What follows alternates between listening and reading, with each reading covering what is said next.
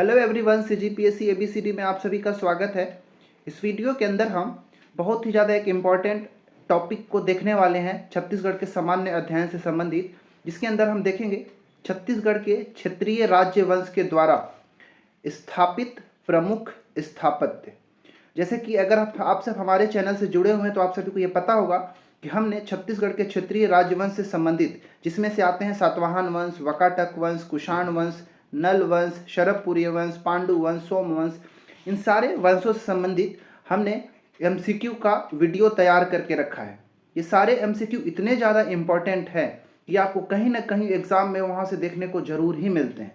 और ये सारे एमसीक्यू का जो वीडियोज़ है उसको इस तरह से तैयार किया गया है ताकि आप मॉक टेस्ट के लिए अलग से कुछ पढ़ना ना पड़े। आपका मॉक टेस्ट भी हो जाएगा, साथ ही साथ आपका रिवीजन भी हो जाएगा। अगर आप पहली बार इस टॉपिक को पढ़ेंगे तो वहाँ से आपकी एक बार प्रिपरेशन भी हो जाएगी। सब चीज़ आपको इसी वीडियोस के माध्यम से हो जाएगा।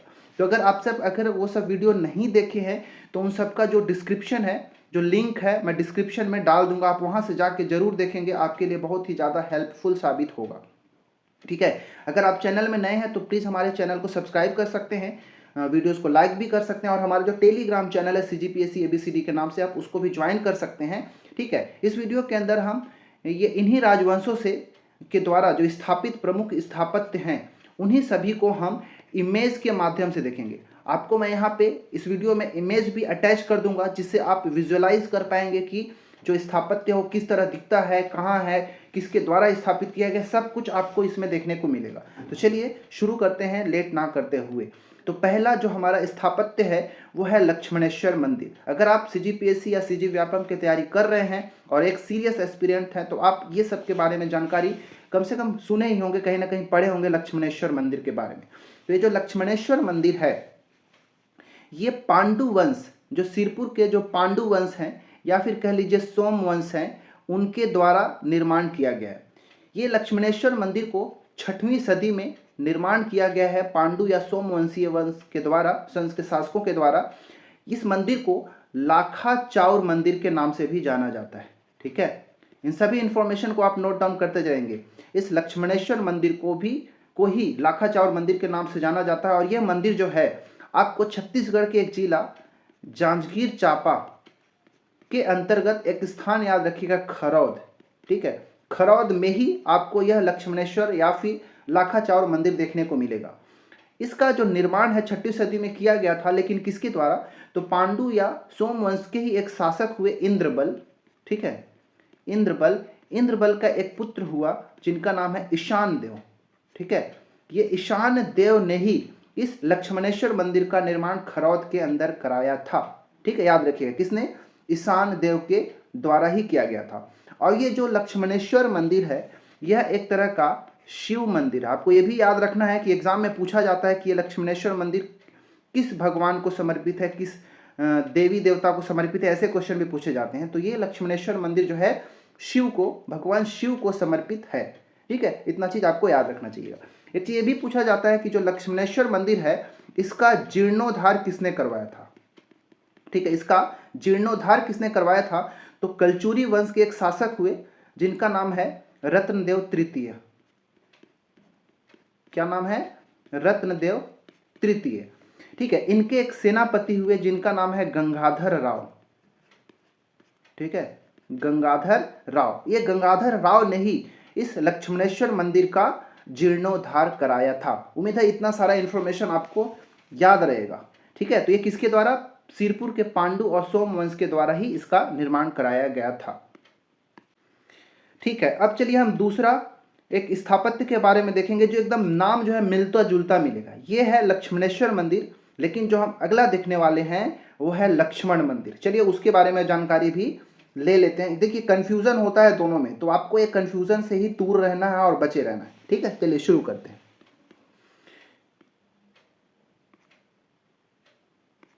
ठीक है, ये जो दूसरी मंदिर आप देखने को, दूसरा स्थापत्य देख रहे हैं, ये लक्ष्मण मंदिर है। ठीक है, पीछे क्या था? लक्ष्मणेश्वर मंदिर, और ये है लक्ष्मण मंदिर। इसका निर्माण 7वीं शताब्दी में किया गया था। ठीक है, निर्माण किसने कराया था? तो सिरपुर के पांडु और सोम वंश के द्वारा ही कराया गया था। सेम ही है। ठीक है, याद रखिएगा, राजवंश जो है निर्माण करने वाला सेम है, पांडु या सोम वंश, सिरपुर के ठीक है। नाम क्या है मंदिर का? तो लक्ष्मण मंदिर। वहां पर जो लक्ष्मणेश्वर मंदिर था वो भगवान शिव को समर्पित था, लेकिन ये जो लक्ष्मण मंदिर है वो भगवान विष्णु को समर्पित है। ठीक है, किसका? भगवान विष्णु का मंदिर है, आप ऐसे समझ सकते हैं। ये जो है महासमुंद जिले के सिरपुर में आपको देखने को मिलेगा। ठीक है, सिरपुर के अंदर ये आपको लक्ष्मण मंदिर देखने को मिलेगा जो कि भगवान विष्णु को समर्पित है। अब इसका निर्माण कैसे हुआ था? तो देखिए, इस जो पांडु, सिरपुर के पांडु या सोम वंश में ही एक शासक हुए हर्षगुप्त। ठीक है, हर्षगुप्त। हर्षगुप्त की एक पत्नी हुई जिनका नाम था रानी वास्टा। ठीक है, रानी वास्टा। और हर्षगुप्त और रानी वास्टा के ही एक पुत्र हुए जिसका नाम था महाशिवगुप्त बालार्जुन। महाशिवगुप्त बालार्जुन। ठीक है, अब जब हर्षगुप्त की मृत्यु हो जाती है तो इन्हीं के स्मृति में उनकी जो पत्नी है रानी वास्टा ने प्रेम स्वरूप, ठीक है, प्रेम स्वरूप हर्षगुप्त के याद में ही, स्मृति में ही ये जो लक्ष्मण मंदिर है इसकी शुरुआत करते हैं। ठीक है, तो लक्ष्मण मंदिर का जो निर्माण की शुरुआत किसने किया था? तो रानी वास्टा ने किया था। फिर बाद में इसको पूर्ण कराने का कार्य उनके जो पुत्र हुए महाशिवगुप्त बालार्जुन ने इस मंदिर को पूर्ण कराया। ठीक है, तो याद रखना है कहाँ है? सिरपुर महासमुंद जिले के अंदर है, वहीं ये लक्ष्मण मंदिर आपको देखने को मिलेगा। ठीक है, रानी वास्टा ने शुरुआत कराया लेकिन महाशिवगुप्त बालार्जुन ने इस मंदिर को पूर्ण कराया। ठीक है, ये जो है मंदिर जो है नागर शैली में बना हुआ है। ठीक है, नागर शैली में निर्मित एक बहुत ही खूबसूरत मंदिर है लक्ष्मण मंदिर। रविन्द्रनाथ टैगोर ने तो इसको अद्भुत रत्न कहा था इस मंदिर को। वहीं एडविन एरोल्ड जो है, इन्होंने इस मंदिर की तुलना ताजमहल से कर दिया था। क्यों? क्योंकि रानी वास्टा ने अपने पति के वियोग में कह लीजिए या पति के स्मृति में प्रेम स्वरूप इस मंदिर का निर्माण जो है शुरू कराया था। उम्मीद है आपको ये समझ में आ गया होगा। तो ये था हमारा दूसरा स्थापत्य लक्ष्मण मंदिर। तो इन दोनों में आप कंफ्यूजन मत होइएगा, लक्ष्मणेश्वर मंदिर जो है खरौद में है जबकि लक्ष्मण मंदिर सिरपुर महासमुंद में स्थित है। ठीक है, चलिए अब हम तीसरा स्थापत्य देखते हैं। तीसरा जो स्थापत्य है जो कि छत्तीसगढ़ का बहुत ही ज़्यादा एक महत्वपूर्ण मंदिर है जिसको हम कहते हैं श्री राजीव लोचन मंदिर। ठीक है, राजीव लोचन मंदिर जो है ये आपको राजिम में देखने को मिलेगा। कहाँ? तो राजिम में। ठीक है, राजिम आपको कौन से जिले में? तो छत्तीसगढ़ के गरियाबंद जिले में राजिम देखने को मिलेगा और यहीं पे श्री राजीव लोचन मंदिर है। ये जो राजीव लोचन मंदिर है ये भगवान विष्णु को समर्पित एक मंदिर है। ठीक है, भगवान विष्णु को समर्पित है यह राजीव लोचन मंदिर जो कि गरियाबंद के राजिम जिले में है। इसका निर्माण 7वीं से 8वीं शताब्दी के मध्य किया गया था। ठीक है, 7वीं से 8वीं शताब्दी के मध्य किया गया था। किस राजवंश के द्वारा? तो नल वंशीय शासकों के द्वारा इसका कराया गया था। याद रखिएगा, नल वंशीय शासक, नाम याद रखिएगा, नल वंशीय शासक विलास तुंग। नल वंशीय शासक विलास तुंग के द्वारा इस राजीव लोचन मंदिर का निर्माण कराया गया था।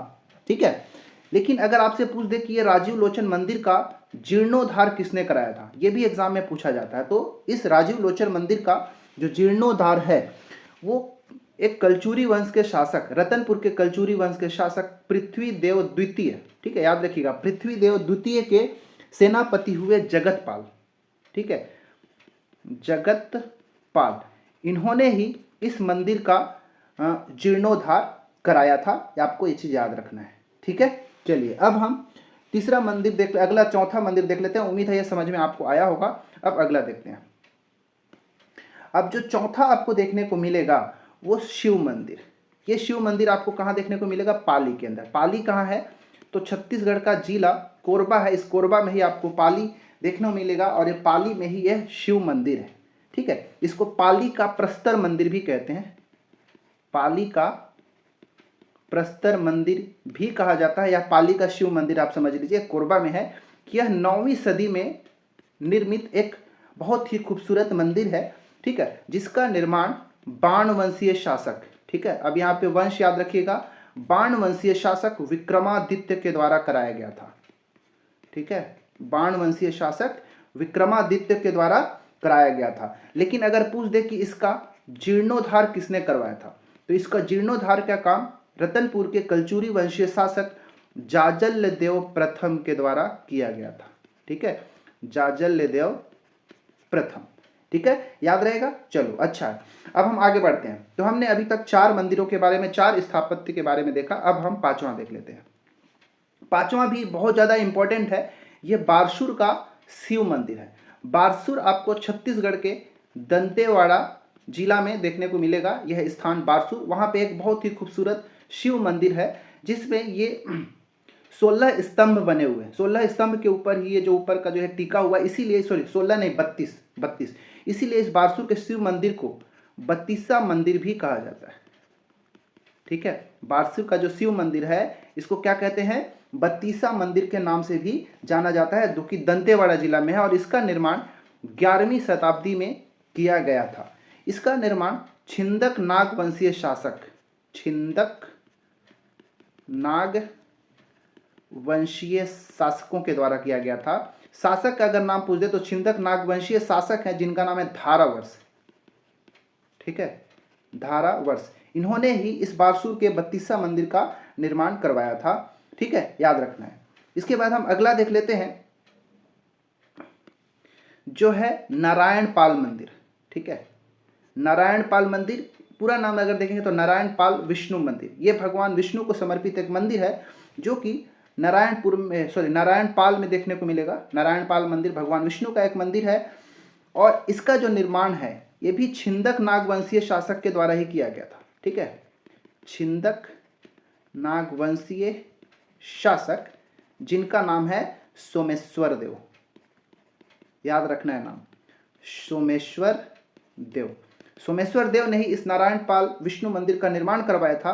कब अगर पूछ दे तो इसका निर्माण 11वीं शताब्दी में कराया गया था। तो इससे पहले जो हमने देखा बत्तीसा शिव मंदिर वो भी 11वीं सदी का ही था, और सोमेश्वर देव द्वारा निर्मित जो नारायण पाल विष्णु मंदिर है वो भी 11वीं शताब्दी में ही बना हुआ है। ये दोनों जो है छिंदक नागवंश के प्रमुख शासकों में से एक है। इस मंदिर को ध्यान, जितना भी मैं मंदिर यहाँ पे दिखा रहा हूँ उस मंदिर को एक बार ध्यान से आप देखेंगे, आपको एक बार माइंड में ये विजुअलाइज होना चाहिए। ठीक है, चलिए आगे देखते हैं। आगे जो बहुत ही फेमस मंदिर है जिसको हम भोरम देव मंदिर कहते हैं, इसको छत्तीसगढ़ का खजुराहो के नाम से भी जाना जाता है। ठीक है, छत्तीसगढ़ के खजुराहो के नाम से भी इस भोरम देव मंदिर को जाना जाता है। यह छत्तीसगढ़ के कबीरधाम या फिर कवर्धा जिले में स्थित यह मंदिर है, भोरम देव मंदिर, जिसका निर्माण क्षत्रिय राजवंशीय, जिसमें फणी नागवंश, ठीक है, फणी नागवंश के जो शासक हैं उनके द्वारा कराया गया था। फणी नागवंशीय शासकों में भी अगर देखा जाए तो गोपाल देव और लक्ष्मण देव राय, ठीक है, लक्ष्मण देव राय, इन दो शासकों का नाम याद रखिएगा। फणी नागवंशीय शासक गोपाल देव और लक्ष्मण देव राय, इन दोनों के द्वारा ही इस भोरम देव मंदिर का निर्माण कराया गया था। और यह भगवान शिव को समर्पित एक मंदिर है। ठीक है, जो कि नागर शैली में निर्मित है। ठीक है, नागर शैली में निर्मित है।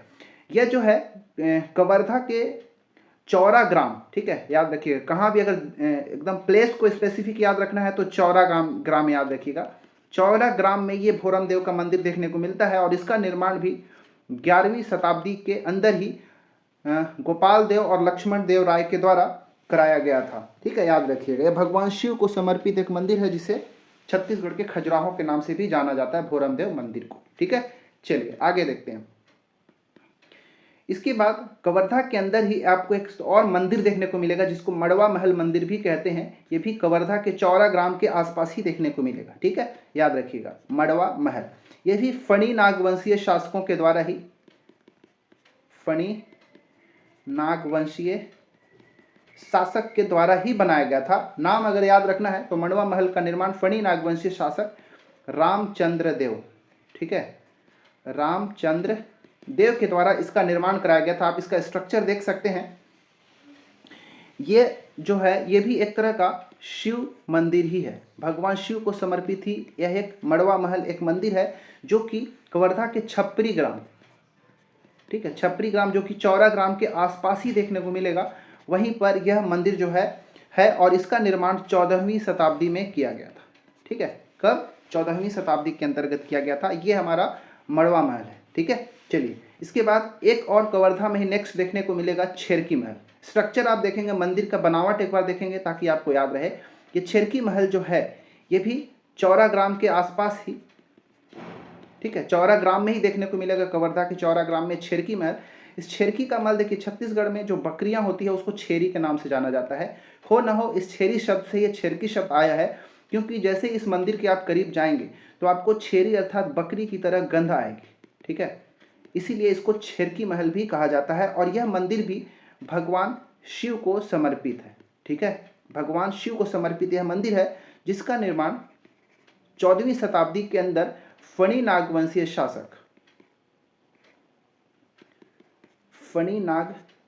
शासक जिनका नाम है रामचंद्र देव, इससे पहले भी जो मैंने बताया था मड़वा महल, वो भी रामचंद्र देव के द्वारा ही कराया गया था निर्माण। और यह जो छेरकी महल है इसका निर्माण भी रामचंद्र देव के द्वारा ही कराया गया था 14वीं शताब्दी के अंदर, और ये फणी नागवंशीय शासक हैं। ठीक है, याद रखिएगा।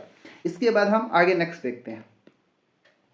अगला जो है कर्णेश्वर महादेव मंदिर। ठीक है, यह कर्णेश्वर महादेव मंदिर जो है आपको सिहावा में देखने को मिलेगा। सिहावा, अब ये सिहावा कहाँ है? तो आपको छत्तीसगढ़ का जिला जो धमतरी है, ठीक है, उस धमतरी में ही सिहावा देखने को मिलेगा। सिहावा से ही हमारी महानदी का उद्गम होता है, और वहीं पर एक कर्णेश्वर महादेव मंदिर है जो कि भगवान शिव को समर्पित है।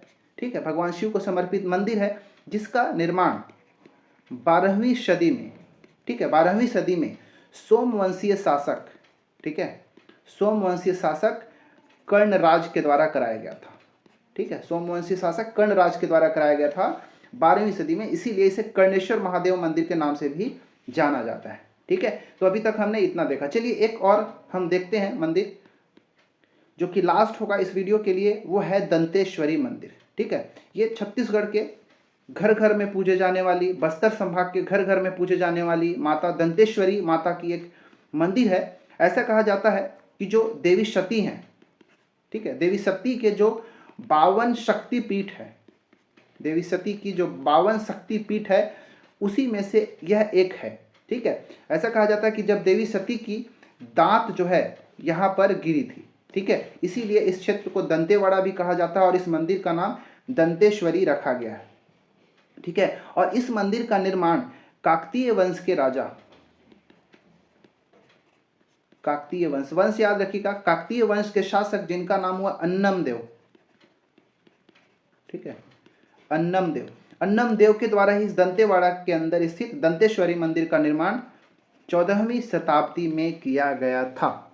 ठीक है, उम्मीद है आपको ये समझ में आ गया होगा। तो इसमें हमने बहुत ही महत्वपूर्ण क्षेत्रीय राजवंशीय स्थापत्य के बारे में देखा कि किसने निर्माण किया था, कब निर्माण किया था, ये सारा चीज़ मैंने इमेज के माध्यम से दिखाया। तो आप ये सब चीज़ को ध्यान से देखिएगा, एक बार विजुअलाइज करिएगा और याद करने की कोशिश करिएगा, क्योंकि ये बहुत ज़्यादा इंपॉर्टेंट टॉपिक है, किसी न किसी एग्जाम में आपसे अवश्य ही पूछ लिया जाएगा और पूछे ही जाते हैं। ठीक है, तो ऐसे ही वीडियो और देखने के लिए हमारे साथ जुड़ जाएं, हमारे चैनल को सब्सक्राइब कर लें, और जो भी क्षेत्रीय राज्यवंश से संबंधित टॉपिक हमारे चैनल में अवेलेबल है उन सब का लिंक जो है मैं डिस्क्रिप्शन में डाल दूंगा, तो आप वहाँ से एक बार ज़रूर देखें, बहुत अच्छा लगेगा, आपका रिवीजन अच्छे से होगा, एनालिसिस अच्छा होगा और मॉक टेस्ट की भी आपकी तैयारी हो जाएगी। ठीक है, मिलते हैं किसी और वीडियो में। इस वीडियो में इतना ही, बने रहे हमारे साथ, तब तक के लिए धन्यवाद।